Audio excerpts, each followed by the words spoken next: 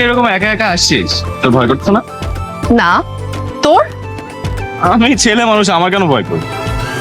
ও মা, তাহলে আমি কেন ভয় পাবো?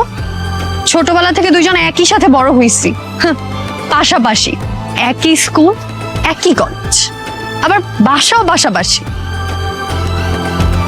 তুই জানিস আমাদের ভার্সিটিটা যদি একসাথে হতো না, তুই নির্ঘাত আমার প্রেমে পড়ে যেতি। কি? তুই কি পাগল? তোর মতো একটা হাম্বার প্রেমে পড়তাম আমি? আমি?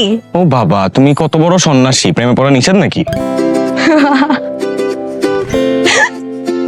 আচ্ছা, তোর মনে আছে রফিক স্যারের কথা স্কুলে? ওই তোকে দেখলেই শুধু নীল ডাউন করে রাখতো। আমি বাসায় যাইতে পারতাম না হাঁটুর ব্যথায়।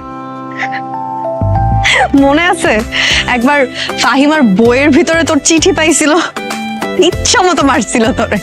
ওই চিঠিটা কিন্তু আমি দেই নাই, তুই জানিস। ওই চিঠিটা আমাকে সুজন এসে বলতে লিখে দিতে, তা আমি তো চিঠিটা লিখছি। লেখার পরে লাস্টে যে আমি সুজনের নাম লিখবো না লিখে আমার নিজের নাম লিখে দিচ্ছি। সিরিয়াসলি? সিরিয়াসলি এই চিঠির আবার ফাহিমা আবার আমাকে রিপ্লাইও দিছে। এটা দেখে তো সুজন আমার সাথে 2 মাস কথা বলে না। মানে কি একটা অবস্থা। আচ্ছা, ফাহিমার কি অবস্থাটা এখন কই আছে?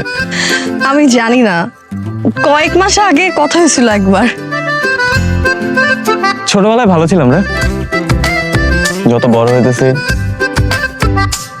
সব ওই ছোট ছোট ভালো লাগাগুলো না শেষ হয়ে যাচ্ছে। আহারে, ছোটবেলার প্রেমের কথা মনে করায় মনটা খারাপ করাই দিল। সরি।